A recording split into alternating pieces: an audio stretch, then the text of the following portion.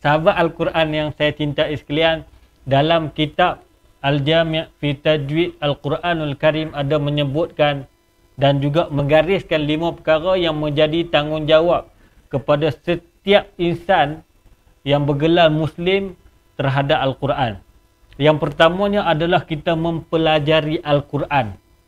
Tidak ada alasan untuk kita tidak mahu belajar Al-Quran. Tidak ada alasan masa sibuk, tidak ada wang dan sebagainya. Kerana apa, hari ini ramai daripada para asatizah kita yang buat kelas Al-Quran secara offline dan juga online. Kan pada hari ini juga kita melihat satu fenomena dan kita melihat banyak kelas-kelas online dijalankan hari ini. Kita boleh akses je bila-bila masa dan kita boleh pilih saja kelas mana yang kita nak, guru mana yang kita nak, dan juga macam-macam lah yang telah ditawarkan oleh guru-guru Al-Quran di luar sana. InsyaAllah kita boleh ikuti. Jadi tak ada alasan. Cuma kita je bersedia ataupun tidak, ataupun kita bilakah kita nak mula belajar Al-Quran ni. Bila kita nak belajar Al-Quran. Kalau kita tengok hari ni ramai je berita, kita tengok kerap je kita melihat, kita mendengar setiap saban hari ada sahaja orang yang meninggal. Adakah kita ni sempat atau tidak untuk nak belajar membaca Al-Quran? Jadi janganlah bertangguh untuk kita untuk mempelajari kelas-kelas Al-Quran, insya-Allah.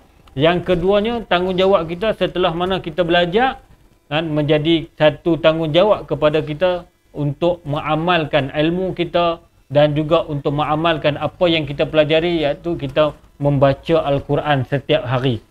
Jadi tugas kita belajar ilmu itu satu bab, dan satu bab lagi apabila kita dah belajar, kita kena amalkan. Kerana ilmu tanpa amal ini ibarat seperti pohon yang tidak berbuah. Tak bergunalah, kita hanya belajar saja tapi kita tak amalkan membaca setiap hari, yang akhirnya menyebabkan kita lupa ilmu ni. Kita terpaksa berulang kali belajar kembali ilmu Al-Quran ni. Jadi jangan ada orang yang mana dia belajar di waktu kecil, dia terus tinggal ilmu Al-Quran ni, dia terus tinggal biar Al-Quran merabuk di atas para, yang akhirnya waktu dia, kita dah meningkat umur kita ni, dah sampai di umur yang di umur tua ni, baru kita mula ada kesedaran untuk nak membaca Al-Quran, barulah mula nak baca Al-Quran balik.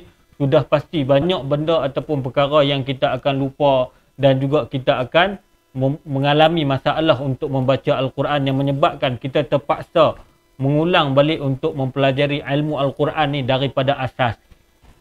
Yang ketiga, tanggungjawab kita terhadap Al-Quran adalah kita menghayati apa yang kita baca. Jangan jadi seperti mana burung kakak tua, yang mana dia boleh bercakap tapi dia sendiri tak tahu apa yang dia cakap. Jadi insya-Allah biarlah kita sepanjang hidup kita ni jangan sama je. Kan sama je daripada waktu kecil sampailah kita ni besar, sama je kita ni baca Al-Quran, kita tak pernah nak faham pun apa yang cuba nak disampaikan oleh Allah Subhanahu Wa Taala dalam isi Al-Quran tu sendiri. Yang keempat, kita mempraktikkan apa yang dibaca. Kerana dalam Al-Quran ni bukan sahaja ayat-ayat yang menceritakan tentang cerita-cerita umat-umat yang terdahulu. Dia juga ada ayatul ahkam, ayat hukum hakam, yang mana Allah Subhanahu Wa Taala melarang kita la taqrabuz zina, jangan kita menghampiri zina, dan juga jangan kita minum arak dan sebagainya. Jadi ayat-ayat yang melarang ini maknanya kita kena amalkan setiap perintah dan juga kita meninggalkan segala larangan yang telah disebut di dalam Al-Quran. Yang kelimanya, tanggungjawab kita tuan-tuan dan puan-puan sahabat Al-Quran sekalian adalah tanggungjawab kita menghafal Al-Quran.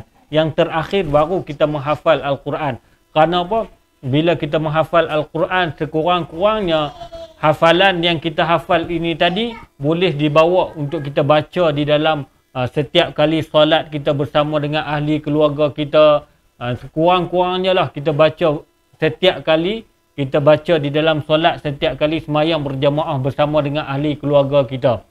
Jadi kurang-kurangnya ayat-ayat yang kita hafal ini tadi membantu kita untuk kita menjadi imam ahli keluarga kita di rumah.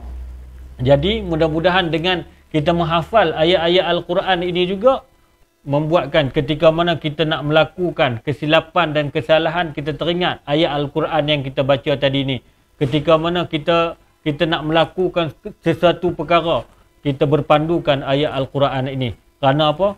Kerana Al-Quran ini sebagai buku panduan manual kita yang Allah jadikan kepada kita.